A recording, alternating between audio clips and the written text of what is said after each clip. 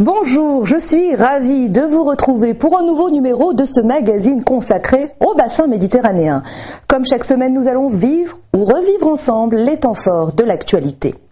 Et parmi ceux qui nous a marqués, il y a évidemment cette mise à mort atroce, celle d'Hervé Gourdel, ce guide enlevé et décapité en Algérie par des terroristes qui se font appeler les soldats du califat. Qui sont ces hommes et qui est leur chef? C'est ce que nous essaierons de comprendre. Une belle histoire cette semaine, une fillette de 18 mois rescapée d'un naufrage en mer qui a coûté la vie à 500 migrants. Comment a-t-elle pu être sauvée? C'est ce que vous découvrirez dans ce magazine. Enfin, nous ouvrirons une page d'histoire en Italie, sur l'île d'Elbe. C'est là que Napoléon Bonaparte a trouvé refuge il y a 200 ans.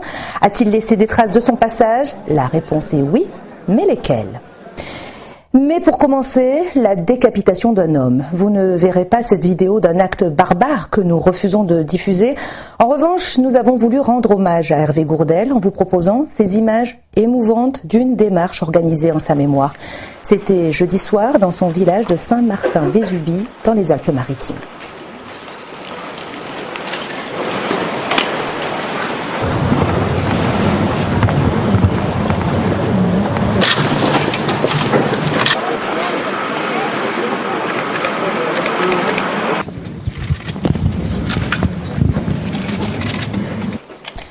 Des images fortes à la hauteur de l'émotion qui secoue la communauté internationale, la France et les proches d'Hervé Gourdel. Nous étions avec eux mercredi soir lorsqu'ils ont appris la terrible nouvelle. Vous voyez, je suis malheureux. C'est un bon copain là-bas, vous savez. La douleur des habitants de Saint-Martin-Vésubie. Dans ce village de montagne de 1300 âmes, beaucoup connaissaient personnellement Hervé Gourdel. Un homme gentil, entièrement dévoué à sa passion pour la montagne. Pour tous, c'est l'incompréhension. C'est pas explicable, quoi. C'est pas excusable, c'est pas pardonnable, c'est un drame absolu, quoi. La colère, j'ai envie de marcher. Pour nous, c'est marcher, aller en montagne, aller oublier l'instant présent, penser à Hervé. Une colère unanime jusqu'au plus haut niveau de l'État. Depuis New York, où il assistait à un conseil de sécurité des Nations Unies consacré justement à la question terroriste, François Hollande a fait part de son émotion, mais aussi de sa détermination face à ce qu'il a qualifié d'assassinat lâche et cruel. Hervé Gourdel est mort parce qu'il était français. Parce que son pays, la France, combat le terrorisme. Ma détermination est totale. Et cette agression ne fait que la renforcer. Et face à cette barbarie, le monde musulman se mobilise. Votre État islamique ne représente ni l'islam ni les musulmans. Parce que votre leader est un menteur. Parce que vos actions ne représentent pas celles des vrais fidèles. Not in my name, pas en mon nom, c'est le cri de révolte des musulmans du monde entier. Lancée il y a quelques jours au Royaume-Uni, la campagne s'est répandue comme une traînée de poudre à travers la planète via les réseaux sociaux. Barack Obama lui-même en a fait mention à la tribune de l'ONU. Regardez ces jeunes Britanniques musulmans qui ont initié la campagne « Pas en mon nom », disant que l'État islamique s'abrite derrière un faux islam. Un faux islam, une injure au précepte de Mahomet. En France, la communauté musulmane dénonce un crime barbare, à l'image de Dalil Boubaker, le président du Conseil français du culte musulman, qui a lancé un appel à la mobilisation. C'est maintenant à la communauté musulmane de France de manifester son dégoût, de manifester sa tristesse, son désarroi, son recueillement et en même temps sa dissociation absolue. C'est pas l'islam que ces gens-là pratiquent et ce n'est surtout pas notre islam. La mort d'Hervé Gourdel a, on l'a vu, suscité une émotion générale. En sa mémoire, les drapeaux ont été mis en berne dans toutes les communes de France. Alors vous venez de le voir, la réaction de la communauté internationale est unanime. Les musulmans sont les premiers à condamner ce crime. Ils craignent l'amalgame entre le groupe qui détenait Hervé Gourdel et l'islam. Alors qui sont ces soldats du califat? Quel est leur lien précis avec les terroristes du groupe qui se fait appeler État islamique? Et depuis quand évolue-t-il en Algérie? C'est ce que je vous propose de découvrir. Ces 4 hommes font partie des soldats du califat, le groupe djihadiste qui a exécuté l'otage français. Rares sont les images où on les voit, on connaît la région où ils opèrent mais peu leur mode de fonctionnement. Mais qui sont-ils? On est aux environs d'une centaine d'hommes qui sont réfugiés et cachés dans les montagnes de l'Atlas, de Kabylie, plutôt vers le nord-est, et qui fonctionnent essentiellement sur un mode de guérilla. Ils attaquent l'armée, ils attaquent la gendarmerie algérienne, sur laquelle ils récupèrent des armes. Cette faction est responsable de nombreux actes terroristes. Tout d'abord sous les ordres du GIA, le groupe islamique armé, impliqué dans une guerre sans merci contre le pouvoir algérien dans les années 90. Ensuite, elle a participé à la création d'AQMI, Al-Qaïda au Maghreb islamique. Que sait-on de leur chef? On ne connaît pas son visage, mais son nom, Abdelmalek Ghouri, ou son nom de guerre, Khaled Abou Slimane. C'est un vétéran du djihad algérien, quelqu'un qui a déjà été condamné à mort par contumace en 2012, qui fait l'objet actuellement d'autres procédures, toujours pour enlèvement et assassinat de plusieurs Algériens sur le territoire. Désormais, ce chef semble trouver Al-Qaïda dépassé. Et cet été, il commence à prendre ses distances avec AQMI jusqu'à faire le 16 septembre dernier allégeance au groupe État islamique. L'orientation et certains groupes terroristes islamistes essayent de se mettre dans leur sillage en posant des actes durs pour montrer leur force et leur légitimité. Avec l'assassinat d'Hervé Gourdel, ils ont montré très vite leur détermination. Des terroristes qui se revendiquent de l'islam, mais qui, vous allez le voir, s'attaquent aux musulmans eux-mêmes, car il faut bien le dire, les principales victimes de ces obscurantistes se trouvent au Moyen-Orient et notamment en Syrie. Les Kurdes en particulier paient un lourd tribut à cette guerre, leur choix est limité, partir ou mourir. Fuir pour survivre. Hommes, femmes, enfants, en une dizaine de jours, ce sont près de 140 000 Kurdes syriens qui ont été forcés à l'exode par l'avancée des djihadistes du groupe État islamique. Sur leur dos, ce qu'ils ont pu sauver avant le déferlement de la barbarie sur leur village. On a abandonné nos maisons. Daesh nous a fait fuir et ils ont tout pillé. Il y avait des morts, des décapitations. Ils nous ont infligé tout ça. Ça bombardait tout autour de nous. On était dans la ville et l'État islamique nous a attaqués. On a fui pour venir jusqu'ici. Au total, depuis le début de l'offensive de l'EI en Syrie, 1,5 million de personnes ont trouvé refuge en Turquie. Un afflux difficilement gérable qui a été à l'origine de quelques heurts en début de semaine. Jets de pierre contre gaz lacrymogène. Une situation tendue qui pourrait encore s'aggraver si Ain al-Arab, 3e ville kurde de Syrie, venait à tomber. Un enjeu que les Occidentaux ont bien compris en concentrant leurs frappes aériennes sur cette zone qui se situe à quelques kilomètres seulement de la frontière turque. De nombreux Kurdes fuient vers les pays voisins. Vous venez de le voir quand d'autres tentent de résister. Le Kurdistan s'étend sur 3 pays, la Syrie, la Turquie et l'Irak. C'est sur ce territoire qu'ils se battent aujourd'hui. Nous allons donc nous intéresser à ces combattants qui sont également des combattantes, car c'est la particularité de cette armée kurde d'Irak. De nombreuses femmes se retrouvent en première ligne. Des musulmanes devenues le symbole du combat contre les islamistes. À plusieurs reprises, elle s'est servie de son arme au combat contre les islamistes. À la ceinture, j'ai toujours 2 chargeurs à droite, 2 à gauche pour ma Kalachnikov. Et je garde une grenade également. À 30 km de là, à Mossoul, les femmes ne sont plus autorisées à sortir seules dans les rues. Alors ces combattantes kurdes ont choisi de se battre en première ligne. Et face aux djihadistes, disent-elles, être une femme est un avantage. Ils sont persuadés que s'ils se font tuer par une femme, ils n'iront pas au paradis. Alors ils préfèrent renoncer à combattre contre nous. Ils choisissent de s'enfuir. Engagées comme elle dans la guérilla kurde du PKK, ou comme celle-ci dans les forces armées du Kurdistan, ces femmes, ici à l'entraînement, sont majoritairement musulmanes. Les autorités en font le symbole du gouffre qui les sépare de l'État islamique. Jusqu'à autoriser cette chanteuse à succès à livrer des vivres sur la ligne de front. Talons aiguilles, maquillage prononcé et uniforme, photo glamour entourée des combattants peshmerga. Celle que l'on surnomme la Shakira kurde a été menacée par l'État islamique après le dernier de ses clips, où la star dispose d'une garde rapprochée lourdement armée et 100% féminine. Ajoutez à cela l'attitude libérée et le déhanché sensuel, elle est devenue une cible de choix pour les islamistes. La comparaison fait sourire celles qui prennent place au premier rang des combats, même si l'objectif est finalement identique. Nous sommes la résistance des femmes opprimées par Daesh. Vous savez, la liberté d'un pays commence par celle des femmes. Toutes deux rêvent d'entrer dans Mossoul en libératrice et de décrocher les drapeaux noirs du djihad en signe de défi aux obscurantistes qui tiennent aujourd'hui la ville. Et dans ce contexte chaotique, le pape François a choisi l'Albanie pour effectuer son premier déplacement en Europe dimanche dernier. Un choix symbolique car ce pays non membre de l'Union européenne est à majorité musulmane. Il a salué la cohabitation entre les croyants de toutes les religions, un bel exemple de fraternité selon le souverain pontife qui a également fustigé l'utilisation de Dieu par les mouvements fondamentalistes religieux pour commettre des actes de violence.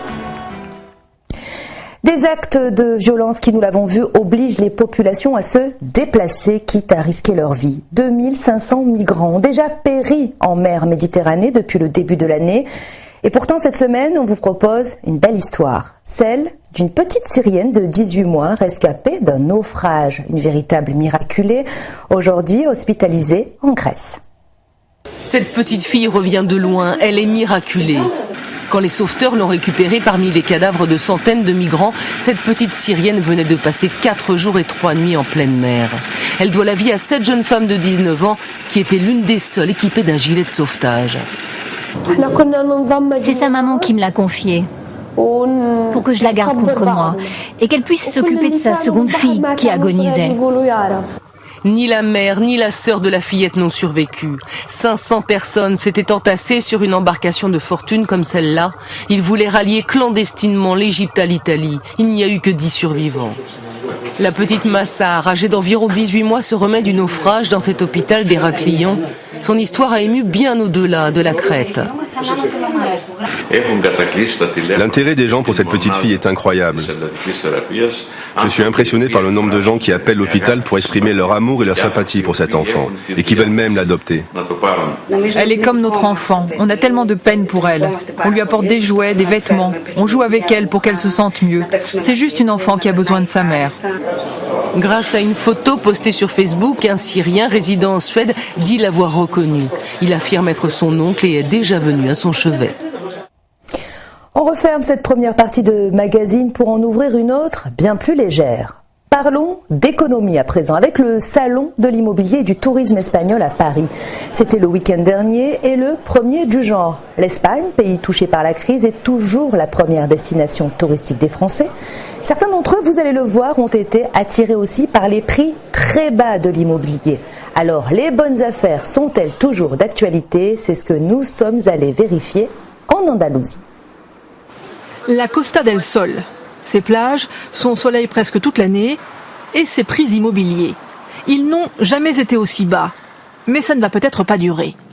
Cette retraitée originaire d'Avignon vient d'acheter dans une résidence coquette à quelques kilomètres de Marbella.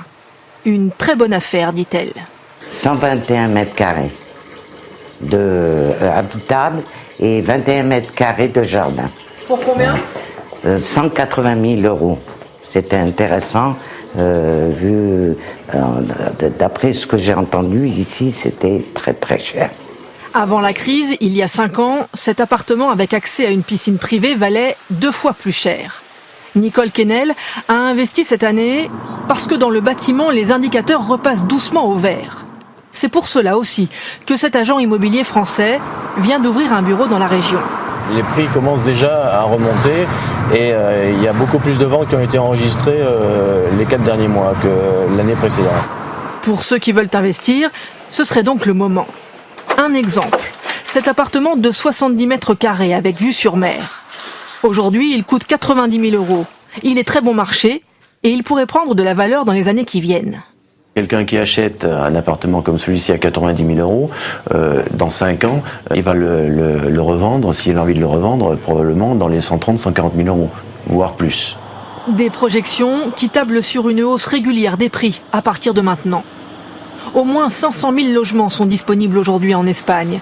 Mais tous les produits ne sont pas équivalents. Attention, selon les professionnels, aux appartements neufs comme ceux-ci. Loin de la mer, construits à tour de bras à l'époque de la bulle immobilière et jamais occupés. Ce spécialiste français déconseille de les acheter, même bradés. Ici, on voit quand même des fissures qui commencent à apparaître, ici, un peu partout. Je veux dire, ce bâtiment a vraiment besoin de peinture, hein, donc il faut quand même aussi faire attention et bien vérifier l'état du bâtiment quand on va décider d'acheter. Hein. S'il peut y avoir des surprises. Les Français sont de plus en plus nombreux, 2 fois plus que l'an passé, à profiter de ces opportunités. Ils sont désormais les 2e acquéreurs de biens immobiliers en Espagne, derrière les Britanniques et devant les Allemands. Je vous propose de partir pour une autre destination méditerranéenne très prisée par les touristes, la Croatie. Loin des plages bondées en haute saison, les vacanciers ont la possibilité de louer une île et à un prix tout à fait abordable. C'est ce que l'on appelle le tourisme Robinson, un rêve habituellement réservé aux millionnaires. Seul au monde, sur une île déserte. Dans cette région de Croatie, le temps d'une semaine, ce couple de Suisses va vivre à la Robinson Crusoe. Les vacances débutent par une demi-heure de bateau et beaucoup de provisions. De l'eau oui, 18 litres d'eau et 12 litres de vin, c'est important pour nous. Un petit paradis pour 900 € la semaine. Seule construction dans cette nature préservée, ce phare. Pour se doucher, un réservoir d'eau de pluie. Ce confort un peu spartiate a aussi des avantages. Magnifique. Si vous êtes ici et vous faites la douche, vous voyez la mer. Loin des plages bondées, la principale occupation à l'heure du déjeuner, c'est de regarder les bateaux passer. Et vous vous ennuyez pas? Non. Non, on va jouer, on a pris des jeux avec nous, on va lire des livres. Elle a plutôt intérêt à être sympa et gentille avec moi. On doit se supporter pendant une semaine. Et pour préparer le dîner, direction l'autre bout de l'île. Après 15 minutes d'effort, il faut encore une bonne dose de patience. J'y passe des heures, mais je ne suis pas un pêcheur très chanceux. Je n'ai encore rien attrapé, désolé. En Croatie, le pays aux 1200 îles, ce tourisme Robinson est en pleine expansion. Les agences de location ont du mal à faire face à la demande. Les gens adorent cela. Chaque année, on a de plus en plus de réservations. Il faut s'y prendre très tôt pour avoir sa maison Robinson. En février, c'est déjà plein à 90% pour l'été. Alors, cachés au milieu des îlots, un peu partout, de petites cabanes, pas toujours en règle. Depuis toujours, une partie de cette île sauvage appartient à la famille de Tony Papeza. Il y a 7 ans, ils y ont vu une opportunité. C'est un terrain de 2000 m². Avant, il n'y avait ici que des oliviers qu'on cultivait. Alors, avec ma famille, on a décidé d'y construire cette maison Robinson pour la louer. Regardez, elle est même équipée d'un panneau solaire. Prix 50 € la nuit, plage privée comprise. Un bon plan pour ces touristes slovènes. Seul problème, cette maison a été construite illégalement. Et depuis 1 an, le gouvernement a décidé de réglementer le secteur. Pour sauvegarder la nature, certaines maisons ont même été détruites. Aucune nouvelle construction n'est désormais autorisée sur les îles. Seule solution pour que les touristes puissent profiter de ce paradis encore sauvage. Une vente aux enchères un peu particulière cette semaine. Les prix se sont vite envolés. 437 500 € pour un contrat de mariage. Celui de Bonaparte, qui n'était pas encore Napoléon, et de Joséphine de Beauharnais. Un document unique signé le 8 mars 1796 et qui est désormais la propriété du musée des lettres et manuscrits de Paris. Le mariage aura duré 13 ans. Et puisque l'on parle de Napoléon, je vous propose une escapade sur l'île d'Elbe, où l'on célèbre cette année le bicentenaire de son exil. Banni de France en 1814, l'empereur reçut la souveraineté de ce petit territoire situé au large de la Toscane. Et vous allez voir qu'en moins d'1 an, il va marquer de son empreinte l'histoire insulaire. Après son abdication le 4 avril 1814, Napoléon, déchu du trône de France, se réfugie sur l'île d'Elbe, un territoire de 12 000 habitants divisé en 3 entités administratives. De sa résidence principale, la villa dei Mulini, Napoléon va réunifier l'île d'Elbe, la transformer en État, lui donnant un gouvernement. L'île fut ainsi respectée des autres nations, y compris des pirates. Quand arrivait un bateau avec le drapeau de l'île d'Elbe, il n'était pas attaqué parce que c'était le symbole de Anterdeus, c'est-à-dire Napoléon. Durant son séjour, à peine 11 mois, Napoléon va moderniser l'île d'Elbe. L'empereur va faire construire des routes et des écoles. Il va également améliorer les conditions sanitaires de l'ensemble de la population. Le plus important, c'est du point de vue sanitaire parce qu'il réunit les 2 hôpitaux, civils et militaires, en une seule et unique structure beaucoup plus efficace.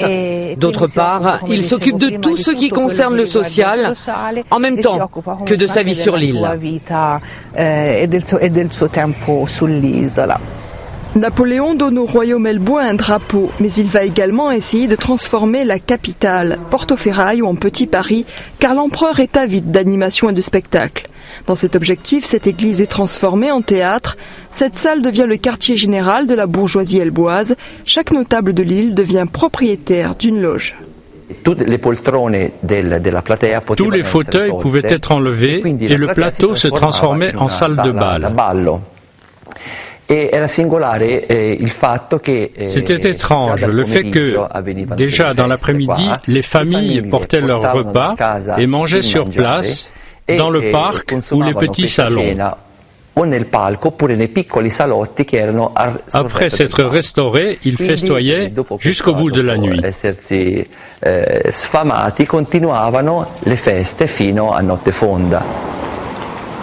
Aujourd'hui, Napoléon est devenu un support de la promotion touristique de l'île d'Elbe, ce qui permet aux visiteurs de connaître son action et ses conditions de vie. Plusieurs n'ont pas une idée vraiment de l'île, de sa grandeur. Ils imaginent Napoléon en prison dans cette île. Donc ils sont vraiment étonnés lorsqu'il vient et découvre 2 maisons, vraiment 2 maisons dans lesquelles il habitait. Et il découvre aussi une période qui est reliée à l'histoire de l'île d'Elbe, de toute l'île d'Elbe, une période vraiment très importante pour nous. Sa résidence secondaire, la voici, un palais à 5 km de Portoferraio, utilisé pour la chasse. Depuis le début du mois de mai, des milliers de personnes se sont déplacées pour apprécier le faste de l'empereur et les fresques rappelant la campagne d'Égypte. Chaque année, 3 millions de personnes visitent l'île d'Elbe. Avec le bicentenaire, les commerçants comme cette libraire attendent plus de retombées économiques. Tous les touristes qui sont venus après les festivités du bicentenaire, à la suite des publicités dans les journaux nationaux ou même internationaux, ont tous été intéressés par le personnage de Napoléon. Donc les livres et les gadgets se vendent très bien, mieux que les autres années. Le 26 février 1815, Napoléon quitte l'île d'Elbe avec l'ambition de reconquérir le pouvoir. C'est la marche vers Paris, puis la défaite fatidique de Waterloo. Finalement, la période elboise fut la dernière éclaircie de son épopée guerrière. Et on va continuer à parler d'histoire et d'exil. Je vous emmène pour cela à la Cité nationale de l'histoire de l'immigration. Benjamin Stora, spécialiste du Maghreb, vient d'en prendre la tête. L'institution propose une exposition passionnante autour de ces hommes et de ces femmes qui ont tout quitté pour un avenir meilleur en France. Des parcours de vie qui peuvent résonner en chacun de nous puisqu'on estime qu'un Français sur 4 a des origines étrangères, qu'il soit italien, espagnol, marocain ou algérien, leurs souvenirs sont un peu les nôtres. Lancé dans la polémique il y a 7 ans, jamais inauguré par l'ancien chef de l'État, le musée de l'histoire de l'immigration tente un nouveau départ. L'exposition permanente a été repensée. Plutôt qu'un parcours chronologique qui irait de la Révolution française à nos jours, des Italiens du 19e siècle aux Africains d'aujourd'hui, le musée a choisi des thématiques. L'arrachement du pays, l'arrivée en France, le travail, les luttes, la réussite. À chaque fois, ce sont des histoires intimes, porteuses d'une grande émotion. L'histoire des immigrés, c'est une histoire modeste. Souvent, les gens ont vécu dans des quartiers qui ont été rasés. Souvent, ils sont arrivés avec pas grand-chose dans leurs valises. Donc on s'est dit que finalement, pour rendre compte de ces histoires intimes, il fallait aussi convoquer la mémoire. Donc on a beaucoup de récits personnels, beaucoup de gens qui nous ont donné des objets de leur vie familiale, des souvenirs dont ils ont hérité de leurs parents. Les collections du musée se sont enrichies de photographies et d'œuvres contemporaines ou de dons personnels, comme ici la carte de réfugiés de Maria Casares. Le musée essaie de dépassionner le thème de l'immigration et d'amener à la curiosité. En parlant des étrangers, les artistes exposés nous parlent de nous-mêmes. Ce thème de l'exil, du déracinement, de l'enracinement, de l'identité, il s'incarne dans beaucoup de réflexions d'artistes parce qu'on est en plein dans les questionnements du monde d'aujourd'hui avec la mondialisation, avec le repli identitaire, les conflits culturels et ethniques. Je crois qu'on est en plein dans des sujets de la culture du XXIe siècle. Alors qu'un Français sur 4 a des origines étrangères, la France méconnaît son propre passé. Le musée de la Porte Dorée est là pour nous rappeler que c'est dans le brassage que s'est construit la richesse de notre histoire. Et si on partait pour une balade absolument magnifique avec vue sur les reflets de la Méditerranée? Le sentier des douaniers d'Antibes offre un moment de détente unique, un panorama exceptionnel, une parenthèse enchantée dans une journée parfois bien chargée. C'est un territoire en partage, un bout du monde, en plein cœur de la Côte d'Azur. Le sentier suit la côte déchirée du Cap d'Antibes, parfois végétale, sous des pins rabattus par le vent, parfois minérale sur des rochers, dévorés par le sel. D'abord, il y a la couleur des rochers, il y a du gris, il y a du rosé de l'autre côté. Après, il y a la mer, les bateaux, le lever du soleil, les rayons. Enfin, puis il y a des belles villas aussi qu'on voit un petit peu. Voilà. La promenade, c'est aussi l'occasion de découvrir des demeures de milliardaires construites dans les années folles, comme la villa Hélène Roch, somptueuse, avec ses colonnes et sa vue sur la mer. Renaud Duménil est écrivain passionné d'Antibes et de son Cap. Ici était installé le bain de soleil, la piscine, où se retrouvaient les grands de ce monde. Autour de cette piscine, il ne serait pas étonnant qu'on ait vu Greta Garbo, qu'on ait vu Rudolf Valentino, qu'on ait vu aussi beaucoup de ducs, de comtesses, etc., etc. C'était vraiment l'endroit up-to-date, l'endroit où il fallait être vu, où il fallait être invité. Comme il y a 100 ans, on vient toujours se baigner ici, avec le même plaisir, la même sensation de l'extraordinaire. L'eau est magnifique, température incroyable. Voilà, septembre, c'est parfait. Au bout du sentier, la baie de l'Argenfaux. C'est le moment de s'étirer après une grosse heure de marche et de plaisir. Mais écoutez, c'est 7 km de bonheur tous les matins. Enfin, quand on peut, voilà. On le fait, ou le soir très tard après le travail. Non, c'est un bonheur. Le sentier du Cap s'arrête là pour l'instant. Des négociations sont engagées avec les riches propriétaires pour rendre à chacun le bonheur de marcher entre mer et rocher. Sachez que vous pouvez voir ou revoir tous ces reportages sur les réseaux sociaux via notre page Journal de la Méditerranée. On se quitte avec ces images de Capri en Italie où une merveille géologique attire des milliers de visiteurs chaque année. Sa particularité, le bleu turquoise de l'eau, est due à un éclairage entièrement naturel. Je vous laisse l'apprécier à la mode italienne. Au revoir, passez une très belle semaine. E volavo, volavo felice più in alto del sole ed ancora più su, mentre il mondo pian piano spariva lontano laggiù.